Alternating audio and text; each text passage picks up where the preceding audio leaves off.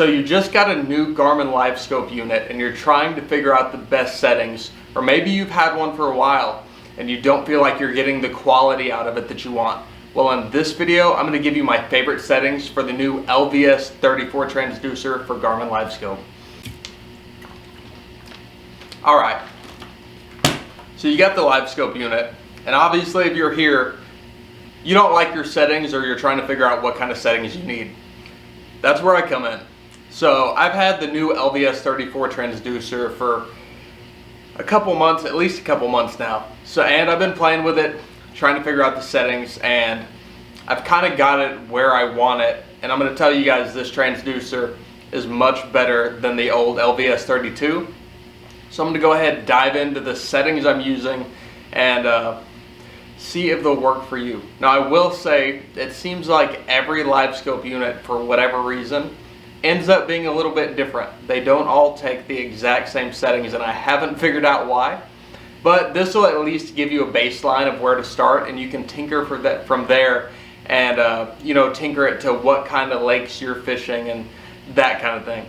Okay, let's start off with the gain. So in my opinion, the gain is probably one of the most important settings when you're using the Livescope unit. It's also the one that I'm going to touch probably the most when I'm trying to change my unit, especially in low light conditions or really dirty water or water that has an algae bloom, things like that. I will adjust my gain to get the clearest screen I can possibly get.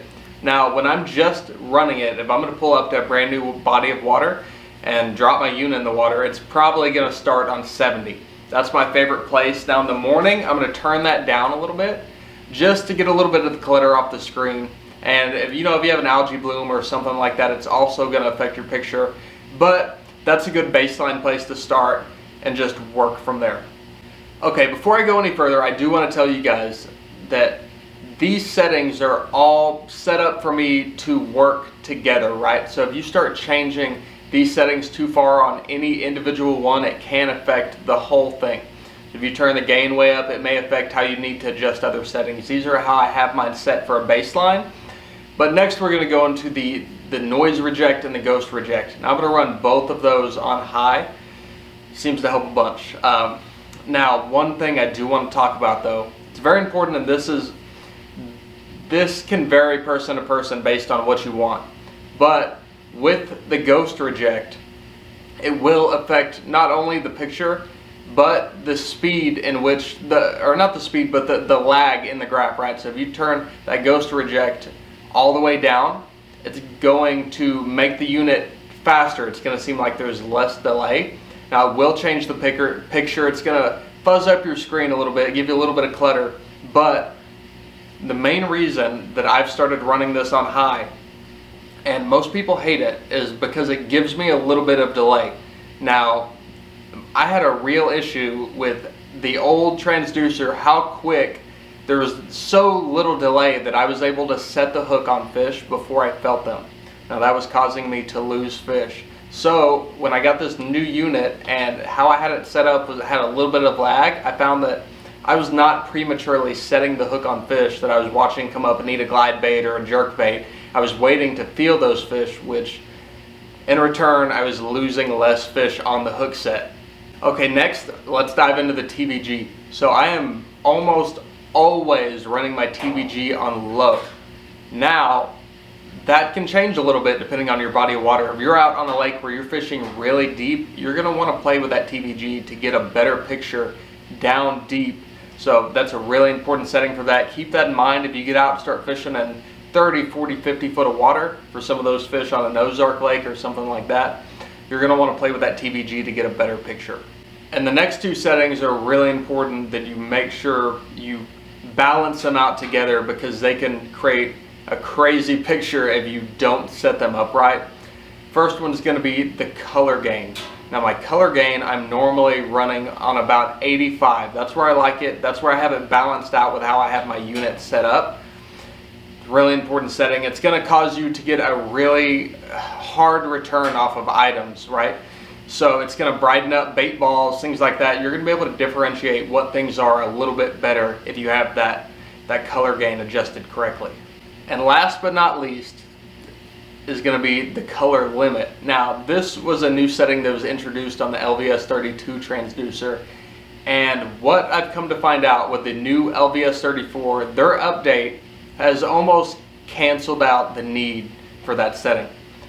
You know, when you had the LVS 32, it would really cause you to get, how do I want to phrase this? You would get a really hard return on things. It would kind of do what the color gain does, but it would create a really defined picture, I think is the best way to put it.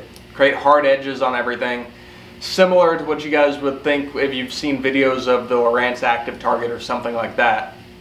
Now, with this new transducer, how it's set up, it almost already kind of does that on its own. So I've turned that color limit way down. I run it on about 30. That seems to be a good balance with the color gain. So I keep that setting low. You can turn it up. It's going to cause a really sharp image, but it seems to give me trouble when I'm trying to pick fish out of something like a brush pile or off a piece of standing timber. It kind of makes those fish blend in, so I leave it down on 30, and it doesn't seem to have much of an effect on the screen. You could turn that down even lower and not have an issue, but usually around 30 is where I like to keep it. So that is all my important settings with the new LVS 34 transducer. Now, I did want to mention to you guys, if you haven't picked this up already, I have no affiliation with Garmin, right?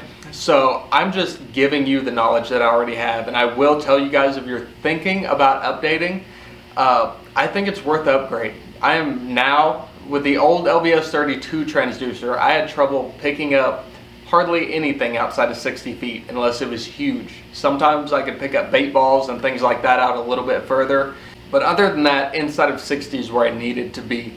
But with the new LVS 34 transducer, I've been spending some time fishing with it zoomed out to 70, 80, 90, even 100 feet. I can even go search for brush piles with this thing turned out to 130 and 140 feet. So it makes you really efficient if you're on a new body of water and you're trying to find new structure. It's really helpful to be able to see out further, and I'm going to be completely honest with you guys.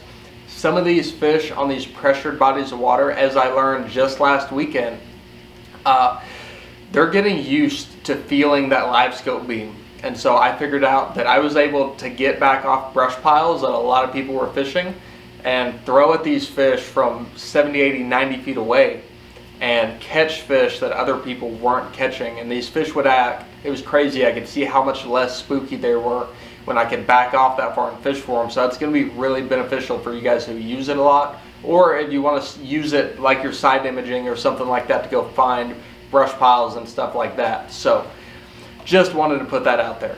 Now, if you guys have any more questions about settings or any questions about your unit, leave a comment below. I'll try to get back to all of you guys, answer the question as good as I can. And if it's a really in-depth question, I may even sit down and make a video about it. But that's all I got on this video. I hope these settings were able to help you guys. I tried to keep it short and sweet. So go ahead, go out there, try those settings out. Let me know if they work for you. That way I can make sure I'm not giving people inaccurate information. This is just what has worked best for me in my scenario. So I hope you guys enjoyed today's video, and I'll catch you guys on the next one.